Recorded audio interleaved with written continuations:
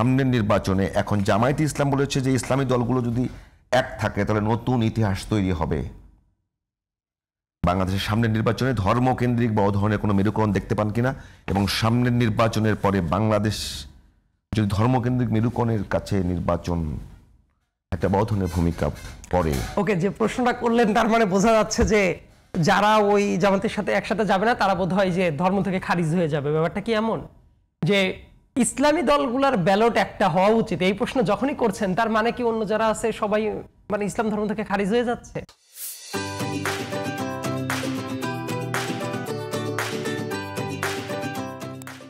ইসলামী দলগুলোর ব্যালট একটা হওয়া উচিত, এই প্রশ্ন যখনই করছেন তার মানে কি অন্য যারা আছে সবাই মানে ইসলাম ধর্ম থেকে খারিজ হয়ে যাচ্ছে? একদম বেসিক একটা প্রশ্ন, আপনাদের জন্য বলছি না, মানে এইভাবেই যখন আলোচনাটা হয় যেবারের নির্বাচন ইসলামপন্থীদের বক্স যাতে একটা হয়, এটা আলাপ তো ছিল, কিছুটা ওয়ার্ডিং একটু চেঞ্জ করে এরকম আলাপ ছিল। এটা যদি হয় তার মানে অন্যান্য যারা ইলেকশন করবে তারা ইসলামিক না, মানে আপনি খারিজ করে দিলেন। এই যে ধারণাটা খুবই প্রবলেমেটিক। তার কারণ হইলো ইসলাম ধর্মের ভেতরে দেখবেন যে এই জায়গাতেও আকিদাগত জায়গায় বিভিন্ন জায়গায় বিভিন্ন মত পথের লোক আছে, রাইট? যারা কেউ মনে করতে পারে যে মৌদুদিবাদ মানে ইসলাম না, যারা কেউ মনে করতে পারে অমুকবাদ মানে ইসলাম না, এইটা মানে এইটা ঘাপলা, এই ধরনের অনেক তাত্ত্বিক চালটা আছে না। আমি কোনো অংশটাকেই আমি ব্যক্তিগতভাবে ডিসরেসপেক্ট করছি, এটা প্রত্যেকের ব্যক্তিগত ব্যাপার, ব্যক্তিগত আদর্শের ব্যাপার। কিন্তু দেখবেন আপনি যদি এই অ্যাজাম্পশনেই আসেন তাইলে দেখা যাবে যে হেফাজতে ইসলাম আর জামাত তারা দেখবেন অনেক পয়েন্টে একমত না, তারপরে দেখবেন আরেকটা অংশ আর একটা অংশের সাথে অনেক জায়গায় একমত না।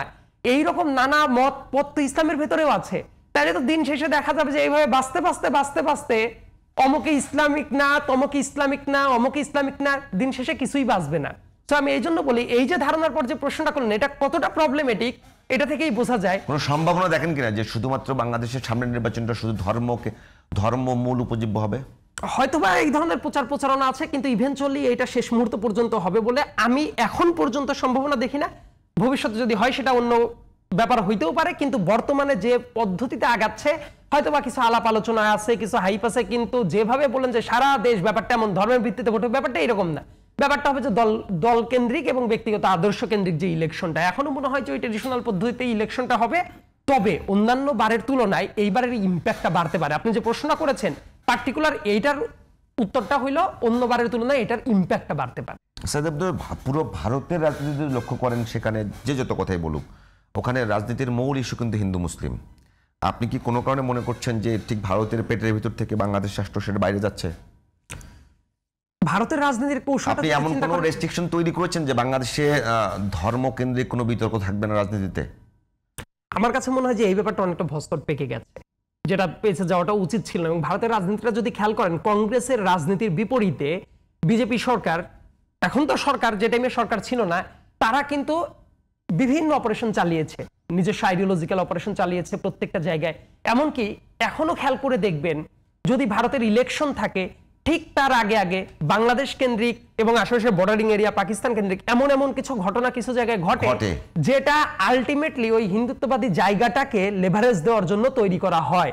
এমনকি এই জায়গার বিভিন্ন লোকজন দেখবেন এমন কিছু ঘটনা তৈরি করার চেষ্টা করে যাতে করে এইটা সেল করতে পারে যে আমি একমাত্র ভারতের ত্রাতা, যে ভারতকে উদ্ধার করতে পারবে এই বাংলাদেশ থেকে, অমুক পাকিস্তান থেকে, এইটার ন্যারেটিভ তৈরি করার জায়গাটা আছে। দেখেন আপনি যদি ভারতের লাস্টের 3টে ইলেকশন যদি খেয়াল করেন এই কাজটা হয়েছে। তবে সর্বশেষ যে ইলেকশনটা হলো গত বছর, ওই জায়গাতে কিন্তু হঠাৎ করে নরেন্দ্র মোদী ব্যাক গভর্নমেন্টের অনেকগুলো সিট কিন্তু হারাতে হয়েছে এবং রাহুল গান্ধী কিন্তু অপ্রত্যাশিতভাবে বেশ কিছু জায়গায় মানে এগিয়ে যাচ্ছিলেন, কিন্তু সেটা ক্ষমতায় যাওয়ার মতো সিটটা পান নাই, কিন্তু প্রোগ্রেসটা কিন্তু হয়েছে। তো আমার কাছে যেটা মনে হয় ওই একটা মডেলটাকে অনেকেই মাথায় রাখতে পারেন, কারণ অনেকেই আছেন না যে ইলেকশন এক্সপার্ট, বিভিন্ন জায়গায় এই ধরনের ইঞ্জিনিয়ারিং এর সাথেও জড়িত থাকে। বাংলাদেশেও কিন্তু এই টাইপ একটা হাইপ চলছে যে এই যে খারিজ করে দেওয়া, যে ব্যাপারটা ইস্যুই না, যে ধর্মটাকে কেন্দ্র করে নিয়ে এসে ওইটাকেই সেলিং পয়েন্ট বানানো, এই টাইপ একটা টেন্ডেন্সি দেখা যাচ্ছে। কিন্তু এতটা বর্ডারিং লাইনে চলে গেছে বলে আমি অন্তত পক্ষে এই মুহূর্তে মনে করছি না। তবে এটা ইম্প্যাক্ট ফেলারও একটা সম্ভাবনা আছে যদি সামনের দিনগুলোতে অন্যরকম ডিরেকশনে নিয়ে যাওয়ার চেষ্টা করা হয় একটা মেকানিজমের মাধ্যমে।